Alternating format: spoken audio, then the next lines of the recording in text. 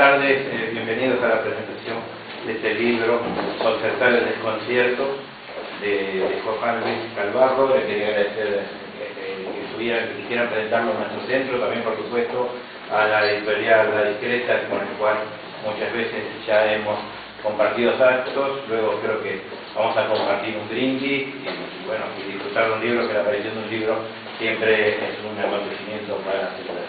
Así que voy a pasar la palabra al representante de la editorial, que va a comenzar con la presentación. Muchas gracias. Muchísimas gracias. Gracias a todos, muy buenas tardes y bienvenidos a este acto de presentación de Concertar el desconcierto, un libro que ya en sí mismo es toda una promesa. En nombre del Comité Editorial, de Ediciones de La Discreta y en nombre de la Discreta Academia, os doy a todos la bienvenida y os expreso nuestra satisfacción porque hayáis querido compartir este momento con nosotros. La Discreta está celebrando durante todo este año su 20º aniversario. Llevamos 20 años en la carretera, que no es poca cosa.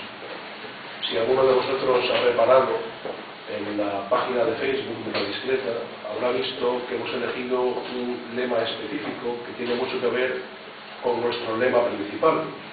En ese lema de la página Facebook dice 20 años naufragando. Esto no es casual.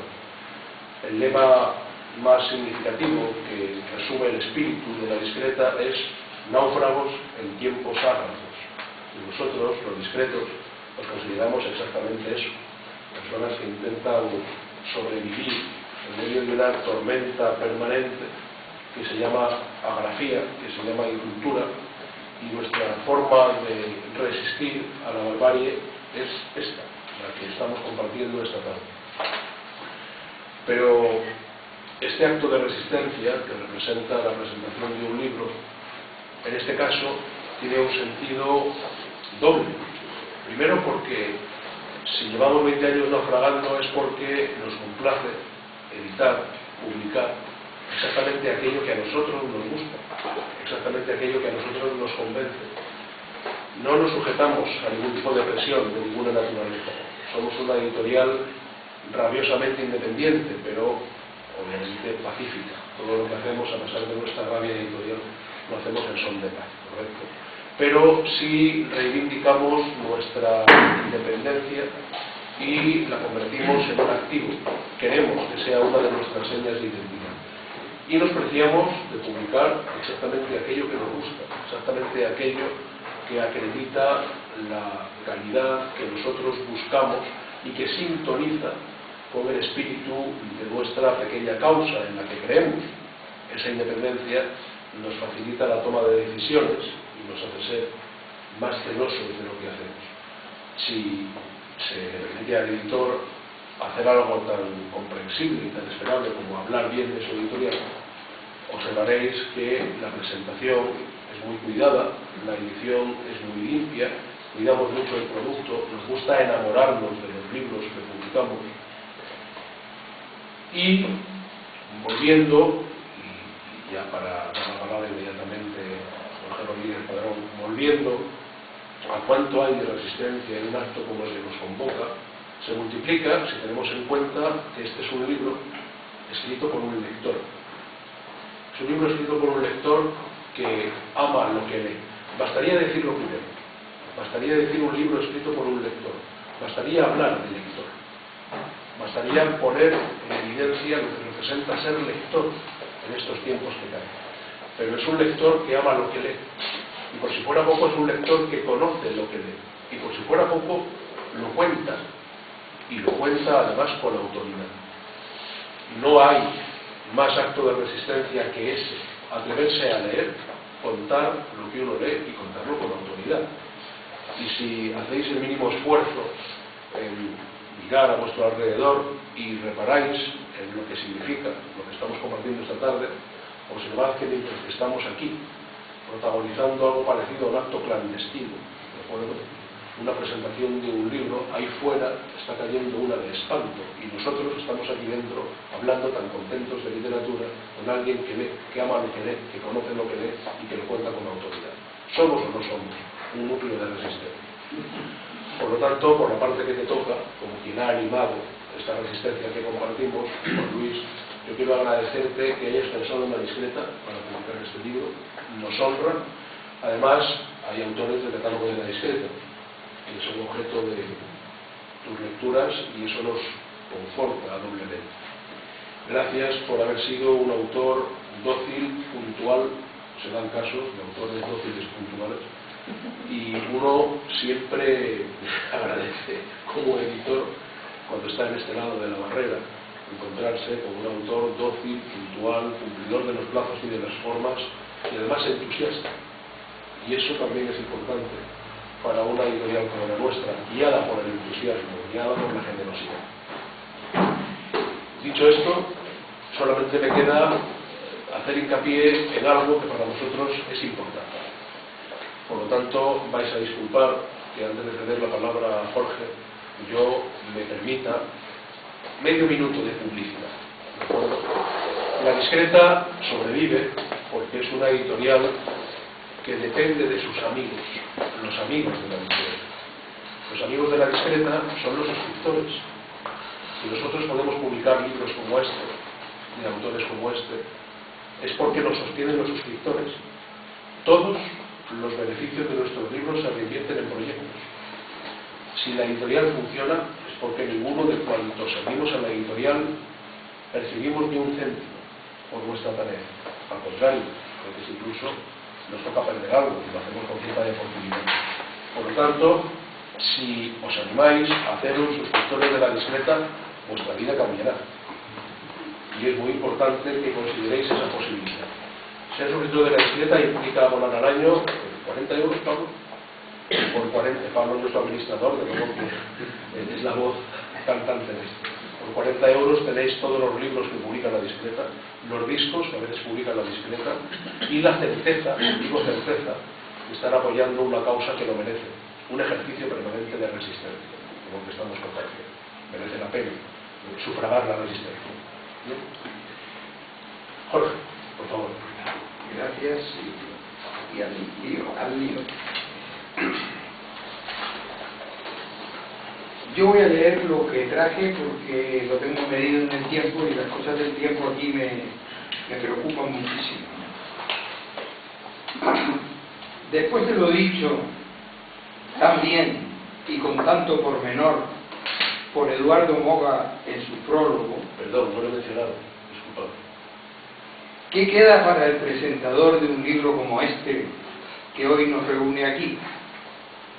Una ventaja sí tendrán todos ustedes, que yo evitaré cualquier redundancia, porque sobraría entonces mi palabra.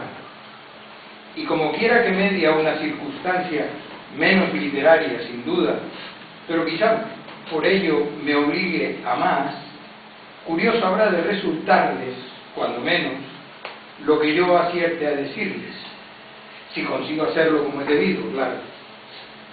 Tiene que ver con mi primer encuentro con Juan Luis Calvarro, que fue en Puerto del Rosario, Fuerteventura. Yo había viajado a la fuerteventurosa isla de Unamuno para participar en algún encuentro literario organizado allí, y Juan Luis me visitó en el hotel, interesado en que mantuviéramos una pequeña entrevista para publicarla en Perenquén, la revista que dirigía por entonces. Ese fue el comienzo de una amistad que aún desde la lejanía y desde los diversos lugares de residencia hoy permanece, y a lo que parece bien consolidada. Creerán que fue en Londres, en la estación Victoria, donde volvimos a encontrarnos años después. Él residía entonces en Brighton y había iniciado allí la aventura editorial que hoy continúa, siempre afanoso, desde Palma de Mallorca.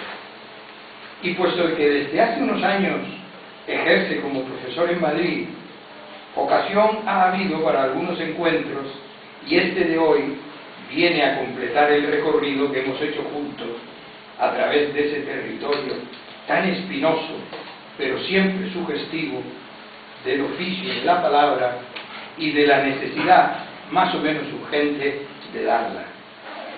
Nunca le agradeceré lo suficiente que hiciera sitio en los papeles de Bright a mis algunos ensayos de Marx, libro que recoge una serie de textos en los cuales pretendo reflexionar sobre el qué y el cómo de este raro oficio. Concertar el desconcierto ha sido para mí, debo confesarlo, una sorpresa. Primero porque nada me había dicho Juan Luis Calvarro acerca del mismo, pero también porque me ha venido a descubrir que hace más de 25 años que él está en esto. No es, por tanto, un recién llegado. Y a través de lo que escribe, más allá de su poesía o de sus ensayos sobre arte, quiere, él mismo lo confiesa, determinar con claridad sus posiciones en tanto crítico literario. Cuando me entregó este ejemplar que La Discreta ha publicado con su ya reconocido buen hacer, lo primero que me vino a la mente fue mi propia imagen de apasionado lector que buscaba dar cuenta de mí mismo en tanto escritor, esa petulancia del neófito, a través de constantes reseñas que pedían sitio en los suplementos de prensa y en las revistas de los años que fueron de 1963 a 1976, cuando se produjo mi primera desavenencia con lo que hacía. Con Juan Luis Calvarro, ahora, regreso a aquella situación, pero la diferencia de edad me descubre algunas cosas y me acompleja en las más, sobre todo cuando me doy cuenta de cómo aborda nuestro autor las dos partes de su libro. Aquí y ahora, la primera. Allí, el ayer, la modernidad y el hoy, la segunda. Que venían a ser, desde los años citados hasta 1984, cuando regresé a la vida pública de la escritura, tras aquel lapsus de los años confusos y convulsos que mediaron desde 1976, que marcaron también, intentaba decir, el cambio que me propuse entonces al leer mi tiempo y tratar de pensar en él. Reseñas, pues, lo primero.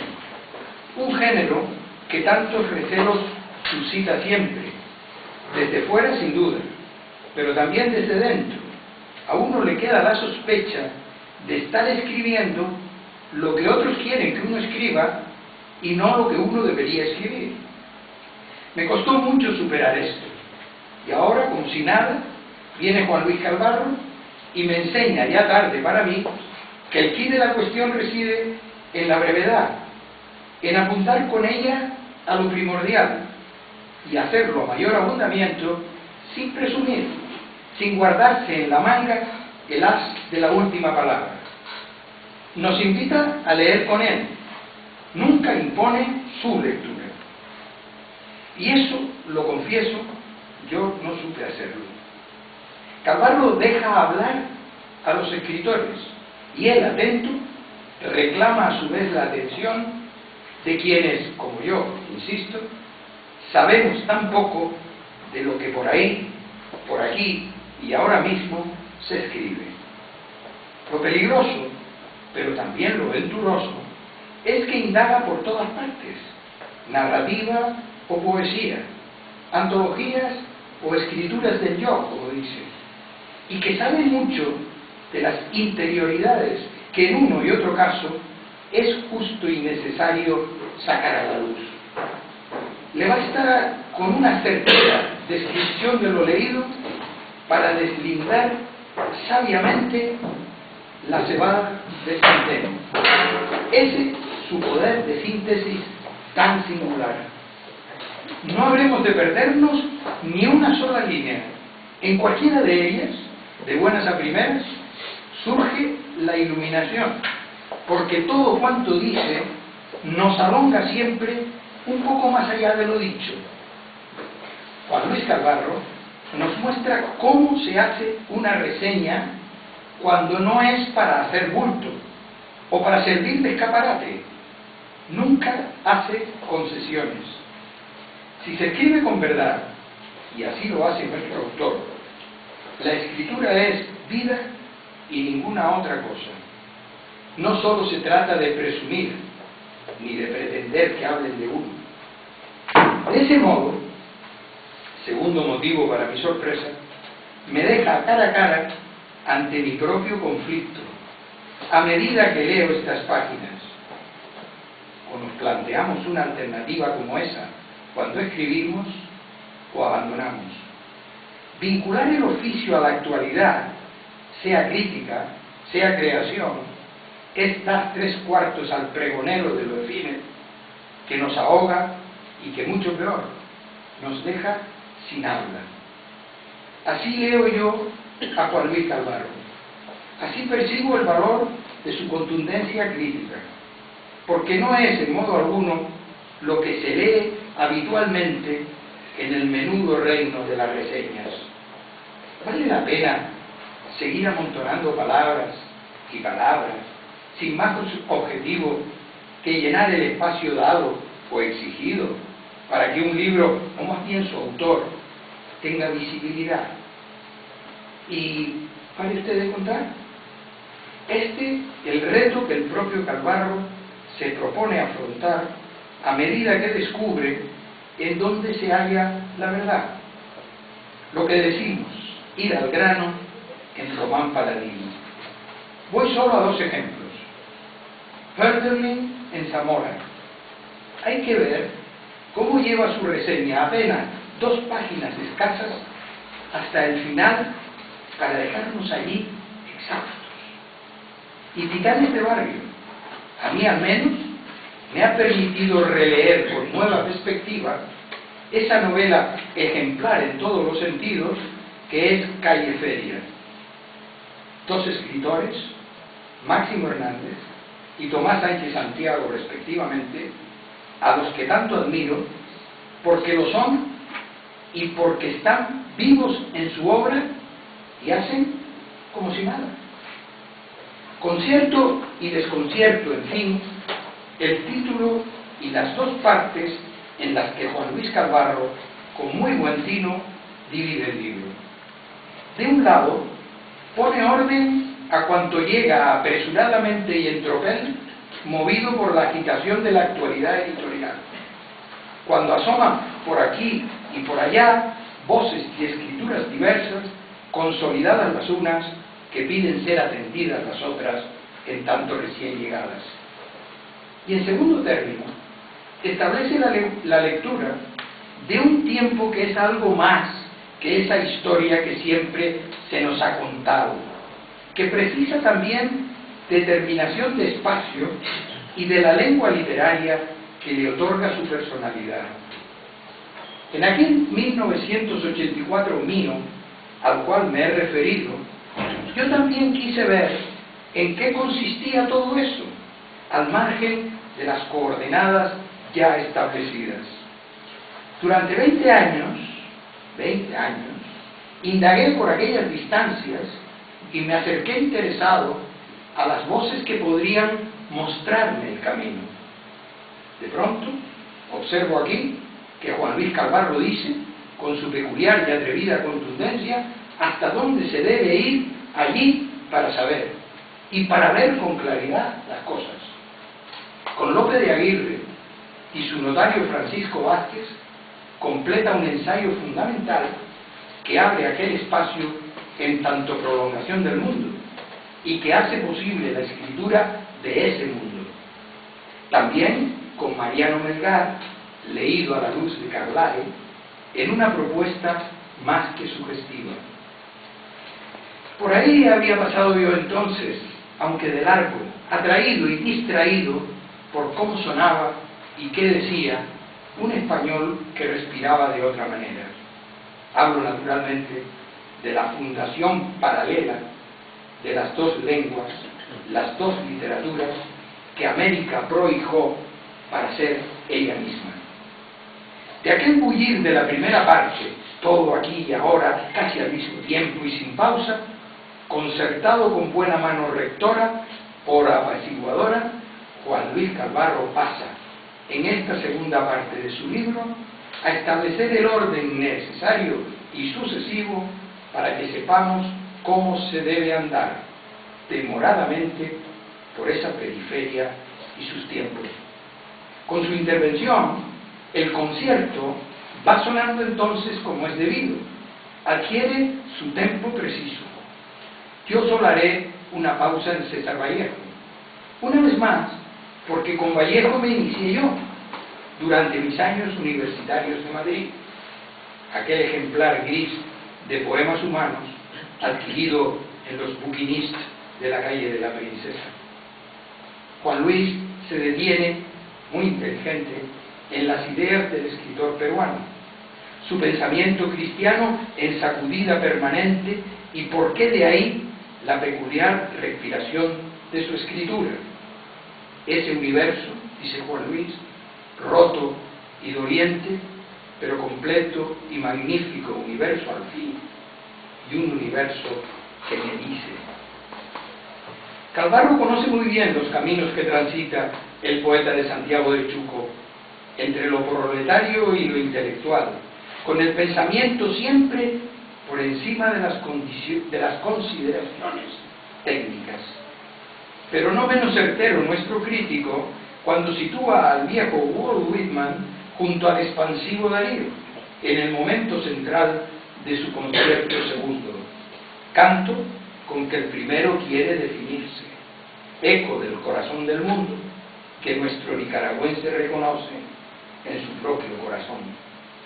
Ambos a una abren el paso a la modernidad, y nada es extemporánea entonces, aunque lo pueda parecer a los lectores menos avisados, la lectura que hace Calvarro de Bukowski en ese preciso y oportuno momento. Da entrada entonces en su concierto al desconcierto de esa voz mestiza, europea de nacencia, americana de condición, lenguaje atroz o serenísimo barniz existencial.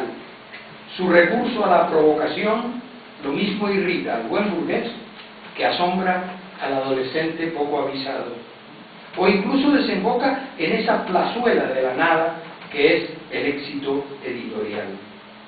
Un lenguaje sin salida, puesto que vacío de pensamiento, que cierra todo paso, una vez explotado hasta la saciedad, porque tantos creen que sólo ese es.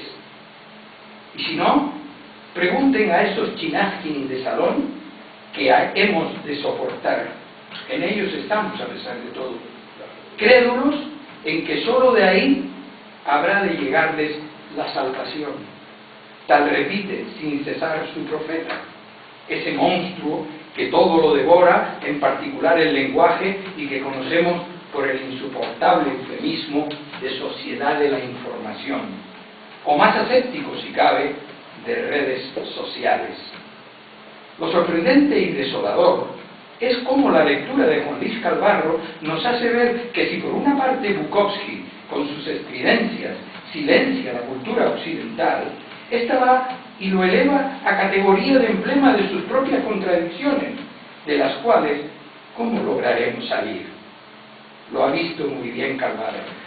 Chinaski escribe, es el espejo que nos devuelve la imagen más humana, menos mentirosa de nosotros mismos. Es que espero que se perciba la intención irónica de nuestro autor. Creo, y aquí arriesgo mucho, últimamente no ando muy fino, que Juan Luis Calvarro hace muy bien al precipitar el final de su concierto con esa breve sucesión de destrucciones, desde el memoricidio detectado en Fernando Báez hasta el rastreo clandestino de la existencia que Daniel Chavarría logra en su refrescante lectura negra. Desde un Mori Posouri que nos desconsuela a la espera de desplegar con ambición y aliento mayores las mañas que por el momento solo se vislumbra en su escritura, hasta el sugestivo diálogo que José Barroeta mantiene con César Vallejo.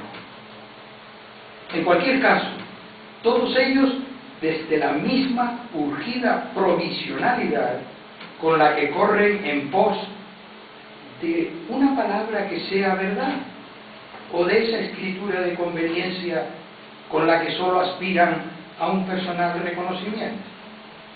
Para mí, el interrogante mayor que se nos abre al cerrar el libro de Juan Luis Calvarro.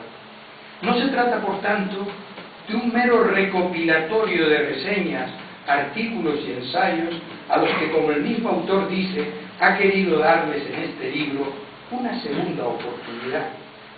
Quizá no haya sido muy consciente de ello, pero la perspectiva que adopta en sus lecturas nos permite reconocer la difícil encrucijada ante la cual nos hallamos, quienes lectores o escritores aún creemos y esperamos que el oficio de la palabra sea una cosa seria y no esa infantil competencia para tener un lugar destacado en ese escaparate que llaman con torpe neologismo visibilidad. La lectura de Juan Luis Calvarro, la que hace y la que podemos hacer con él, nos anima y nos ayuda para salir de semejante enredo. Y habremos de hacerle mucho caso. Insisto, sabe muy bien por dónde se anda. Muchas gracias.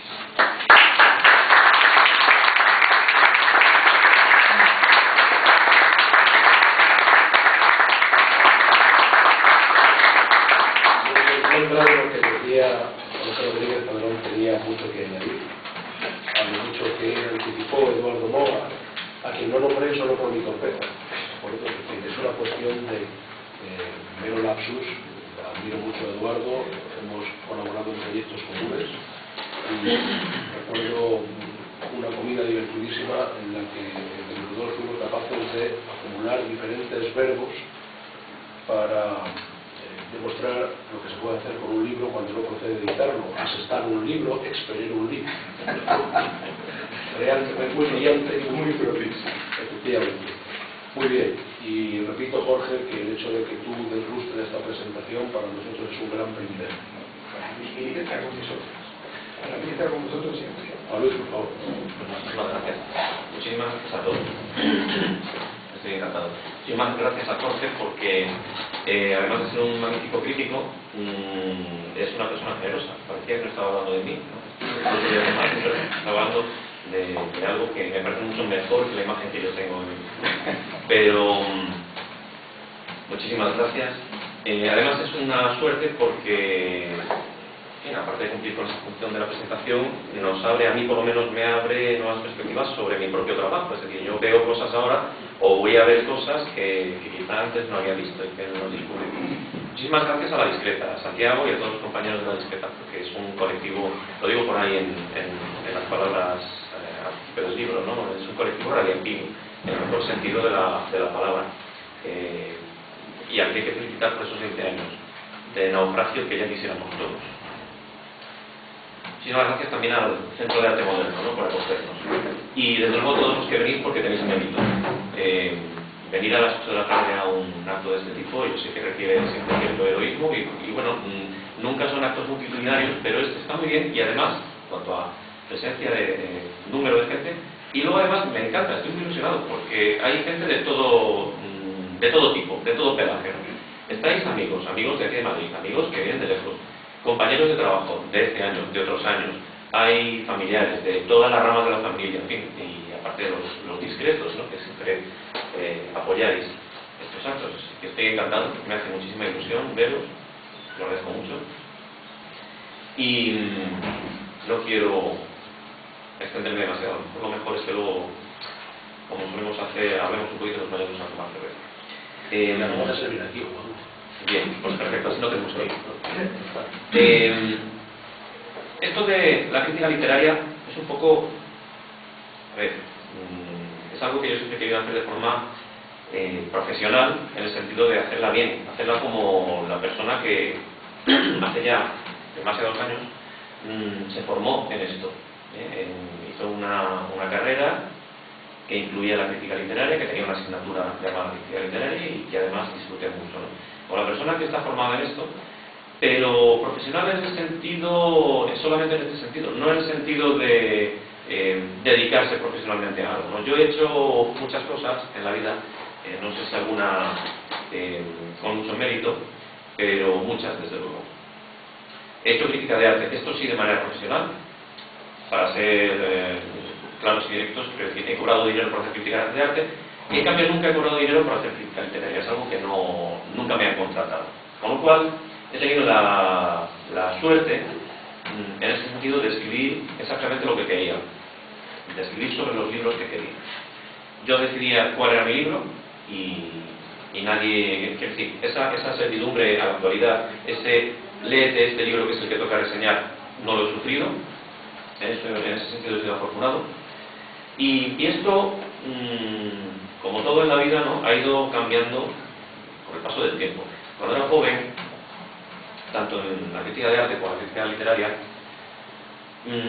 bueno, pues para mí era una especie de posicionamiento, ¿no?, casi vital. Yo tenía que hacer saber con mis escritos, estas no sé, jactancias de la juventud, tenía que saber lo que estaba bien y lo que estaba mal. Yo con mis escritos tenía que posicionarme y decirle al mundo qué es lo que me parecía bien y por qué, y qué es lo que me parecía mal. Esto me trajo muchos enemigos, como es natural, porque hacía con frecuencia críticas negativas, a veces muy justificadas. Hablando de crítica de arte, recuerdo perfectamente en esta isla que tanto queremos algún caso curioso, ¿no?, de artista autodidacta, es decir, presuntamente autodidacta. Ya sabéis que cuando alguien no tiene estudios o no ha estudiado, dice que es autodidacta. Autodidacta es otra cosa, no es que se ha formado a sí mismo, pero en demasiadas ocasiones el autodidacta es alguien que sencillamente no tiene formación y lo camufla de esta manera, ¿no?, diciendo, no, yo soy autodidacta. ¿Dónde estudiaste? No, yo soy autodidacta. Bien, en alguna ocasión asistía, pues cuando hacía crítica de arte para Canarias 7, asistía a inauguraciones de exposiciones en las que yo, bueno, pues yo veía en las paredes ahí colgadas cosas, artefactos, que a mí no me parecían muy artísticos, ¿no? Pero bueno, uno siempre intenta aprender o duda, ¿no?, y habla con el autor, tienes que hacer esa entrevista. Y en una ocasión, pues no recuerdo exactamente cómo fue la cuestión, pero sería del tipo de, bueno, ¿y cómo empezaste? ¿Cuáles son tus influencias? Estas cosas que preguntan los periodistas culturales a los artistas, ¿no? ¿Y cómo empezaste? Y la respuesta fue, no, es que a mí todo el mundo decía que yo dibujaba bien. Entonces, en los últimos Reyes, mi novia me regaló una caja de pinturas. Y entonces, pues me puse y nada, y aquí lo tienes. Y yo dije, toma. O sea, fue cuestión de meses, ¿no? El hombre estaba exponiendo en una sala, la sala de un amigo, una sala modesta si quieres, pero estaba exponiendo sin ningún tipo de filtro, sin ningún tipo de vergüenza, vamos a decir, el fruto de su caja de pinturas regalada por Reyes. Esa era su formación autodidacta, ¿no? Claro, las reseñas que yo hacía en esos momentos pues eran negativas. Como digo, esto me trajo no muchos disgustos, pero sí alguna enemistad. Y con el paso del tiempo te das cuenta de que esto no sirve para gran cosa. La crítica al final, o por lo menos la crítica que a mí me gusta, y puesto que además no dependía de ella ni nadie dependía de mí para publicar o no publicar, la crítica que a mí me interesaba era la de libros que me habían aportado algo y que yo pensaba que podía recomendar a alguien. Es decir, no tiene ningún sentido poner a parir a un muchacho que empieza, que a lo mejor ni tiene culpa, a lo mejor la culpa la tienen los que lo rodean, ¿no?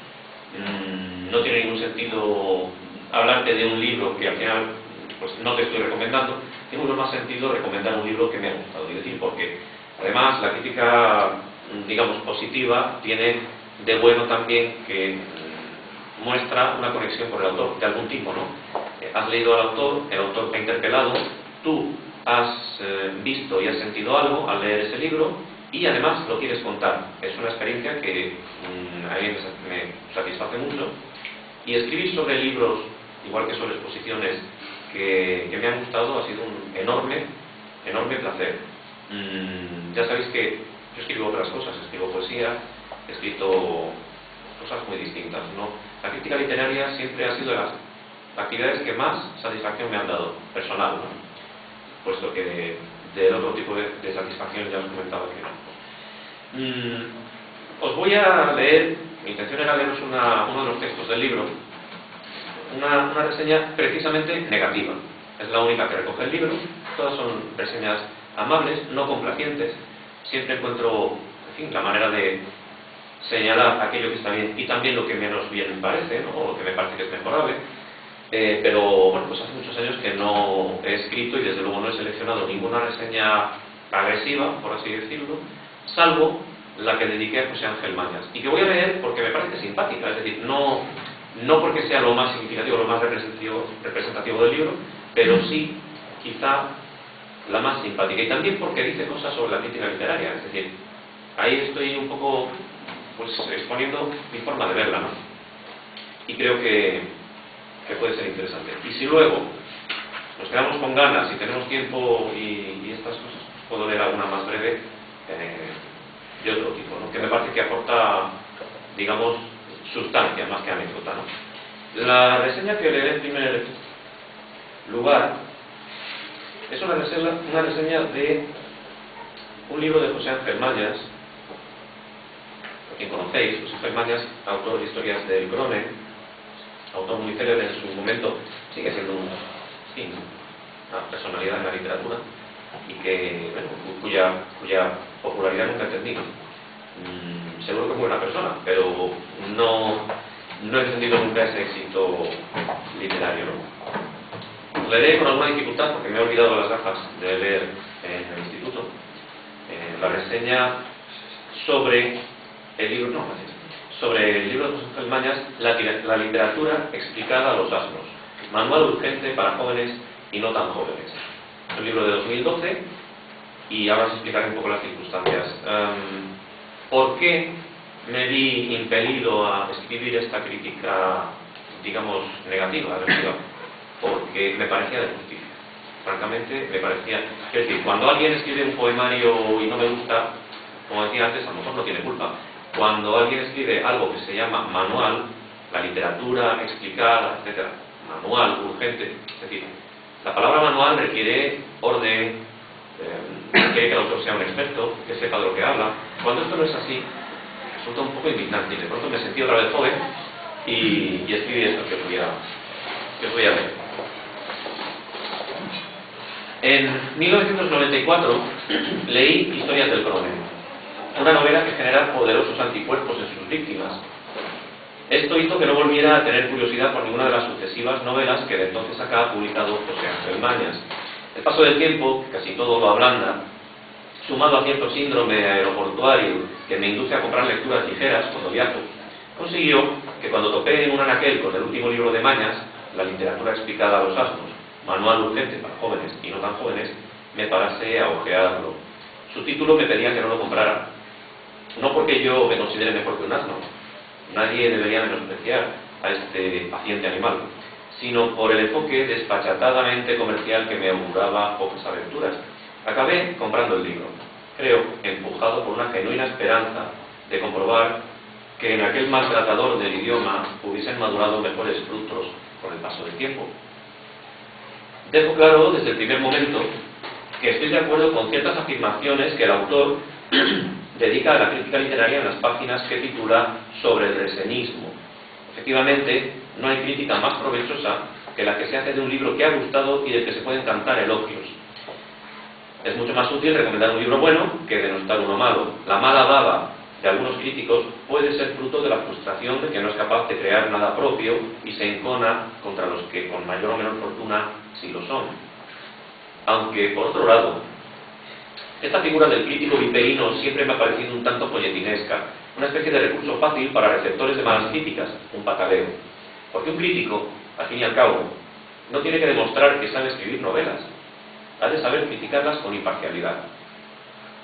En cualquier caso, junto con la juventud, había yo dejado atrás las reseñas negativas y en los últimos años me había dedicado a la tarea mucho más gratificante de intentar escribir con originalidad y rigor de los libros, de las obras de arte y hasta de la música que sí me gustan.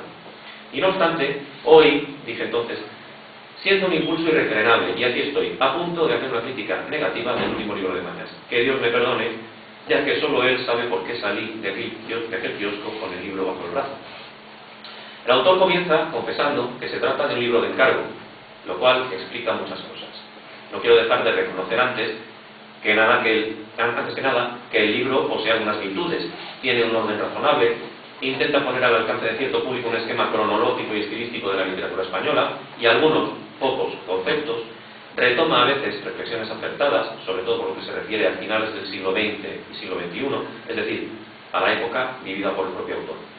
Mañas demuestra ser una de dos, o un lector atento y reflexivo, o un asistente a tertulias asiduo y con gran aprovechamiento.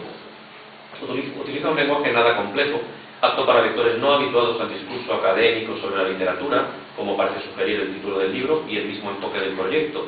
Algunos pasajes son especialmente atinados, como los apuntes personales que dedica a Miguel Delibes o algunas de sus reflexiones sobre la relación entre literatura y cine.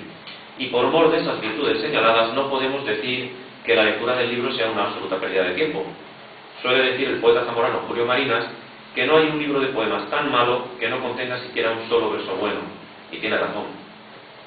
No obstante, durante la lectura siempre me ha acompañado una pregunta: ¿por qué este libro? Está claro el propósito editorial, que en muchos casos se perfeccionará en la mera adquisición del manualito, ya que el acceso a Jorge Manrique y Gracián, pese al buen esfuerzo divulgador de Mañas, no parece para todos los públicos. Un manual, con el enfoque que sea, se justifica si cubre una necesidad previa. Sin embargo, a los que estudiamos el bachillerato en los manuales de literatura de don Fernando Lázaro Carreter, este libro no nos aporta un solo concepto nuevo. Y para los desafortunados que han sufrido los estupefacientes efectos de la LOCSE, Mañas es con seguridad portador de novedades conceptuales y anecdóticas, pero pese a que logra hacer amena la lectura, no llega a vulgarizar la materia de la que trata como para que el producto sea un libro apto para todos los públicos. Esto hay que apuntarlo en su haber, aunque sinceramente creo que hay un sector del público al que este libro no llega y otro sector al que poco puede aportar. En la difusa intersección de esos dos sectores puede encontrar sus destinatarios. En otro sentido, tampoco puede ser un manual un libro que hace de la autocita y de las peripecias y circunstancias de su propio autor el centro de capítulos enteros. Mañas ajusta cuentas con Moncho Armendariz por su adaptación al cine de Historias del Cronen. Rememora sus contactos con Carmen Balcells y con otros personajes. Vuelve aquí sobre su ópera prima para autocitarse en un párrafo sencillamente execrable. Cita allá su Ciudad Rayada como introducción al capítulo sobre la literatura posmoderna y se extiende generosamente sobre el papel de, una vez más, Historias del Cronen en la novela posmoderna española. El capítulo, agárrense los machos, empieza así. Aunque no es fácil hablar de la obra de uno mismo, creo que puede decirse que Historias del Cronen, mi primer libro, editado en 1994, ha sido una de las ficciones más representativas de la época, uno de los buques insignia de la misma y una novela que abrió las puertas editoriales a toda una generación. La falta de objetividad así demostrada, cuando no la inmodestia, arruina cualquier crédito que pudiéramos conceder a los criterios vertidos en las páginas de este manual urgente. Si como manual no es efectivo, y consideramos que independientemente del volumen de ventas que alcance y que debe ser muy abultado, será un libro de lectura minoritaria, su interés debería ser consecuencia de la aportación de elementos nuevos a la materia tratada, reflexiones que iluminen ángulos inexplorados de ciertas obras, una interpretación distinta de la cuestión de los géneros, el cuestionamiento de los periodos literarios, la definición de categorías originales. Nada de esto sucede en la literatura explicada a los asnos, cuya única lectura posible, y tal vez aquí se haya la respuesta a la pregunta ¿por qué este libro?, es próxima a la que haríamos de un libro autobiográfico o de memorias, en este caso las de un lector, con su sistematización, sus preferencias explícitas y sus reflexiones al respecto. Un canon, por tanto, cuyo interés dependerá del crédito que concedamos al lector como tal, que en esta oportunidad veremos por qué no resulta ser mucho. Otra justificación para una obra que apenas aporta ideas originales podría ser la excelencia en la escritura, el estilo, la voluntad literaria y todas esas zarandajas que a veces consiguen que un libro sin sustancia nos haga pasar un buen rato. Tampoco es el caso. Mañas demuestra un dominio tan somero del lenguaje y en ocasiones de la materia que trata, que la lectura de su libro, lapicero en mano, se convierte en una gincana correctora, tanto más ingrata por cuanto no retribuida.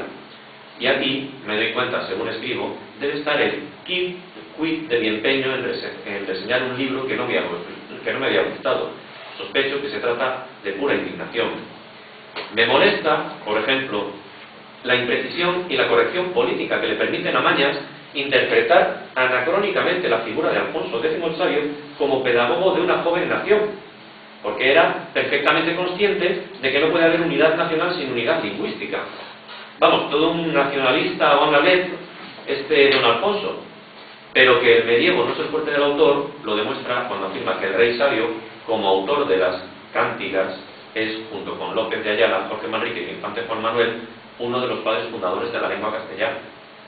Mañas olvida que las cántigas fueron compuestas, fueron compuestas en gallego-portugués, literario de la época, y no en español. Me molesta también que se quede tan ancho tras afirmar que resulta curioso, en el caso español, comprobar que teniendo la conquista de América que relatar, lo que se escribiera sobre ella fuera tan escaso.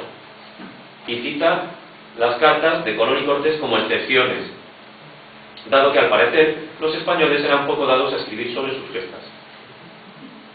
Entiéndaseme, no me molesta la ignorancia en general, pero sí la de alguien que firma algo que se llama manual, por muy urgente que se lo adjetive. Mañas decide que los límites del mundo son sus propios límites y se cepilla de un plumazo al padre de las casas, a Díaz del Castillo, al Inca Garcilaso, a Fernández de Oviedo, a López de Gomara y todo el corpus ingente y variadísimo de las crónicas de Indias. Un manual de divulgación no consiste, por cierto, en un alarde de exactitud académica, pero sí debería evitar generalidades u obviedades tan prescindibles como que los cuentos del conde Lucanor son preciosos y admirados aún por su calidad formal, o que resulta bonito ver ciertas cualidades del teatro de Javier, o ya de lleno en la tarea crítica, que ciertas opiniones tampoco son como para caerse de culo. El máximo nivel conceptual lo marcan párrafos como el siguiente, referido a la novela de Martín Santos, Tiempo de silencio. Y cito a Mañas: hay una sensibilidad naturalista, tanto en la miserabilidad del ambiente como en la influencia determinante del mismo sobre los personajes, y un cierto aire existencial que la convierte en la prolongación de cierta novelística europea de los 40 y los 50, los Camille, Simenón, en España el Pascual Duarte de Cela. Es decir, nada que no diga cualquier manual escolar, pero tampoco parece adecuada la humildad impostada, o tal vez manifestación de ingenuidad que supone rematar una reflexión sobre Bergamín con la siguiente concesión insólita en un objeto llamado manual. Esto, en fin, dice, es una opinión personal mía, en la que puedo estar equivocado. El pobre dominio de la lengua es sorprendente en alguien que imparte habitualmente conferencias y que ya ha firmado y a quien ya han publicado, entre otros artefactos, una decena de novelas. Que no haga gala de un vocabulario extenso, ni tampoco intenso, podría ser fruto de la intención divulgadora, pero esta no validaría algunos errores de gran calibre impropios de un libro supuestamente revisado en las oficinas de un sello editorial que publica Sabater, Arpeta, Ayala. Por ejemplo, en determinado momento el autor quiere cuestionar una idea que, cito, tiene mucha predicación hoy en día, en lugar de predicamento, un error que parece sistemático. Introduce en algún lugar Mañas el neologismo ecologizante, inteligible pero impreciso. En todo caso, cabría adjetivar a una persona de tendencias ecologistas como ecologistizante, pero tal vez esto sí era demasiado fino. En el terreno de la morfología, el autor demuestra no advertir el mecanismo que por motivos eufónicos exceptúa el uso de artículos femeninos ante los sustantivos femeninos que comienzan por el fonema A acentuado. Son cosas de profes de lengua. Mañas traslada al sustantivo y al resto de sus adyacentes el género masculino del artículo empleado por excepción, y así escribe un aura único, el de los clásicos inmortales, evidentemente incorrecto. También desconoce Mañas la conjugación de esos traviesos verbos irregulares que se diptongan allá donde el acento se revela contra las tiranías del infinitivo. Maldita lingüística románica. Así escribe que Andrés Trapiello descolla, por descuella, entre sus coetáneos, y que el humorismo emparenta a Eduardo Mendoza con Cervantes y Galdós. Recojo a vuela pluma algunos de los casos en que Mañas incurre en pleonasmo reprobable. Por ejemplo, pudiendo haber escrito del Quijote, aun constituyendo simplificación que en su mayor parte consiste en un diálogo entre los protagonistas, no se conforma y afirma que se trata de un dueto dialogado de la pareja de protagonistas. En una frase que consta de 4 palabras con contenido léxico, 3 dicen lo mismo: dueto, dialogado y pareja. Más adelante, Mañas se permite desvalorar los aforismos de Quevedo porque asegura hay repetición y paja entre un trigo que habría exigido mayor exigencia selectiva. Dice, criticando Quevedo. Bueno. Poco después ya hemos citado su manifestación de una opinión personal mía. Pues claro, ¿de quién sino? Intenta enumerar Mañas los recursos retóricos habituales en los artículos de opinión de Juan José Millás, ese buen columnista y novelista muy flojo, en mi opinión, a quien al parecer admira mucho, y todo va cuadrando. Y en un párrafo sin desperdicio pone en evidencia un desconocimiento sideral de la retórica, del léxico y del estilo. Cito: también podríamos tildar de ramoniana la riqueza intelectual de sus operaciones imaginativas, la personificación de seres inanimados, la prosopopeya, el tomar las expresiones figuradas literalmente, etc. Para empezar, se concede rebajar a Gómez de la Serna. Tildar no es sinónimo de calificar, porque significa señalar a alguien con una nota denigrativa. Tildar siempre es negativo. No podemos tildar a Gómez de la Serna, o no podemos tildar de ramoniana la riqueza intelectual de nadie, ¿no? Podemos calificar. Luego, yo tenía entendido que las operaciones imaginativas eran cosas del Dr. House, mientras que los escritores empleaban figuras y tropos, o en todo caso recursos. Después enumera como figuras distintas la personificación y la prosopopeya, que son los nombres de lo mismo, e incurre en nefasto circunloquio por ignorar aparentemente que tomar las expresiones figuradas literalmente se llama dilogía. Pero esto no era un manual de literatura. Un solecismo que no cabe atribuir en exclusiva a este autor, pues está arraigando muy hondo ya en el idioma, escuchamos y leemos todos los días, es la expresión como no podía ser de otra manera, un equivalente bárbaro de como solamente podía ser, con el que se corrobora lo dicho inmediatamente antes o después atribuyéndole la condición de única solución o efecto posible. Que aquí me extiendo un poco porque es un tema que me molesta, ¿no? La expresión ya viene introducida por una partícula que expresa modo, por mucho que ese contenido se esté perdiendo en la percepción de hablantes que muchas veces no se enojan con expresiones similares, como así se lo dije, como no podía ser de otra manera, como así queda demostrado. La expresión correcta en nuestro caso habría sido entre guiones, no podía ser de otra manera, o conservando la estructura sobrina de entre comas, como solamente podía ser, o como tenía que ser, o sustituyendo la circunstancia de modo por un valor causal que permitiese el atributo de otra manera, pues, ya que no podía ser de otra manera. En fin, Mañas no terminará su libro sin darnos algún disgusto más. En su muy superficial discurso sobre la cultura pop de los 80 y los 90, por otra parte se puede hablar de manera no superficial sobre el pop, y en medio de afirmaciones inanes sobre esa banda de rock insulsa y sobrevalorada que fue Nirvana, utiliza dos veces y en líneas muy próximas al barbarismo, el barbarismo a nivel nacional, en el ámbito nacional. En fin, llegados a este punto, el sufrido lector ya habrá averiguado por qué terminé la literatura explicada a los asnos y por qué he dedicado unas horas a la redacción de esta reseña, que aunque juro que ha querido ser piadosa y para nada exhaustiva, estoy seguro de que acabará trayéndome más disgustos que alegrías.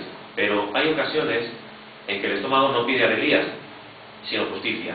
Y en justicia, nadie que cometa los fallos elementales reseñados tiene derecho a titular un libro suyo Manual de Literatura, aunque lo destine a los asnos. Bueno, este era el texto. Como veis, una cosa que hago, no siempre para reprocharlo, sino muchas veces para elogiarlo, es recoger todo lo que tiene que ver con el uso del lenguaje. Es muy raro el escritor que no mete la pata de vez en cuando, que emplea un como así, o que emplea algún tipo de error, ¿no? Lo que pasa es que Mañas bate todos los récords. El uso del lenguaje, el uso de los recursos retóricos. Creo que la crítica literaria tiene en la retórica clásica un instrumento fabuloso que para nada hay que desdeñar, pese a la sucesión de escuelas críticas que han aparecido, ¿no?, a lo largo del siglo. Creo que la retórica sigue siendo un caudal fabuloso para interpretar un texto, un caudal de recursos, no valga la redundancia, un caudal de herramientas fabuloso que evidentemente Mañas desconoce. La crítica ha de ser, entre otras cosas, también retórica, juicio del lenguaje, no solamente el juicio de los segmentos narrativos o líricos, tiene que ser un poco de todo eso, ¿no? Y bueno, pues esto es lo que intento hacer en general. En el caso de Mañas, ya digo, para reprocharlo porque me resultaba flagrante, ¿no?, el delito. Si os parece, leo uno mucho más breve y terminamos, salvo que queráis cualquier cosita, y que a mí desde luego me interesa más. Se trata de una de esas conexiones que son tan fértiles, ¿no?, entre literaturas que son de distintos momentos, distintos lugares, distintos espacios literarios, pero que de pronto conectan, dos autores, dos obras que conectan de una forma. Y detectar eso para mí también es un gran placer. Es decir, cuando yo encuentro, o a lo mejor me invento una de estas conexiones, para mí resulta, en fin, ya digo, placentero, satisfactorio, y además me parece que es una de las cosas útiles que tiene la crítica. Sacar esas conexiones, esas hebras que a todos nos unen y ponerlas de manifiesto, para que alguien las recoja. En este caso, se trataba de la poesía completa de José Barroeta, el magnífico poeta venezolano, y bueno, pues me pareció volver a encontrar a Vallejo. Para mí Vallejo es el gran poeta del siglo XX, en español, es el renovador de la lengua, al menos en su aspecto poético, posiblemente una figura comparable a los Góngoras y a los Quevedos, pese a que a Mañas Quevedo le parece poca cosa y tal. Me parece un gran poeta, vaya. Y titulé la nota, esto más que una reseña es una nota. José Barroeta reconoce su deuda con Vallejo. Cuando vuelvo a César Vallejo, me pregunto por qué diablos dejé de releerlo para leer otros libros, otros autores que jamás se muestran capaces de devolverme a ese universo roto y doliente, pero completo y magnífico universo al fin, y un universo que me dice. Estos autores casi siempre me dejan alguna melancolía, la vaga sensación de haber perdido el tiempo desde la última relectura del peruano.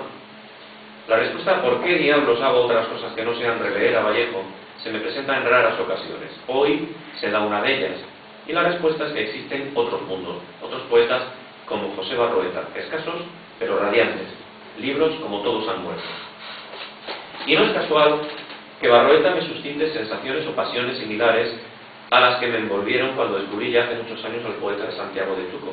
En algún punto del prólogo del libro, Víctor Bravo habla de atmósfera vallejiana, pero hay más. ¿O es que acaso alguien va a creer casual que uno de los mejores poemas de Barroeta, su primer libro y ahora esta recopilación, se titulen Todos han muerto? Uno de los poemas póstumos de Vallejo, La violencia de las horas, y correspondiente a finales de los años 20, consiste en una relación de los personajes de su pueblo que cuenta como muertos. Su primer verso es el siguiente: Todos han muerto. La casualidad suele estar lejos de los genios. Cuando Barroeta titula una de sus propias composiciones con este verso de Vallejo, no hace sino declararse heredero de alguna deuda oscura. Como el peruano, hace en su poema un repaso de cotidianidades extintas, de personajes del recuerdo. Como el poema del peruano, el hablante lírico visita una aldea en la que todos han desaparecido y en la que la memoria causa una dislocada perplejidad e incluso cierta definitiva desgana. Matizado por el paso de un cuarto de siglo, Barroeta publica en 1996 Culpas de juglar. En sus páginas hace explícita la deuda contraída por medio de un homenaje a Vallejo. Este poema manifiesta y también asume explícitamente unas coincidencias básicas con su maestro. La imposibilidad de decir, el recurso a la metonimia de los huesos y los miembros corporales, la previsión de la propia muerte, el reconocimiento del no ser. En Todos han muerto, decía Barroeta, me acostumbré a la idea de saberlos callados bajo tierra.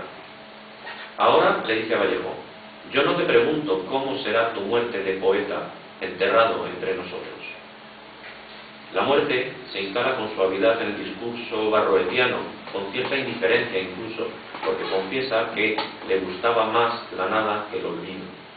En su día, Vallejo había cerrado su poema citado con el siguiente verso: murió mi eternidad y estoy velándola. Una afirmación también plena de desesperada resignación. Barroeta salda en su homenaje las cuentas pendientes con un sobrecogedor verso final que declara identificación y gratitud. Tú te pareces a la muerte y a lo que viví. Bien, y con este repelús que me ha dado y esta carne de gallina que se me pone cuando leo a Vallejo y a Barroeta, os dejo, os agradezco muchísimo la paciencia y nada, estoy a vuestra exposición si hay algo, y si no hay nada siempre queda la invitación de nuestros generosos editores. Muchas gracias. ¿Alguien quiere hacer alguna pregunta?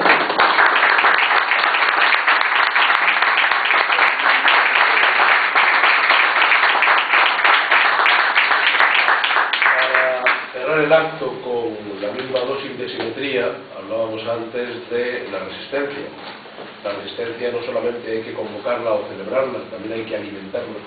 Por lo tanto vamos a servir un modesto condumio con dos matices.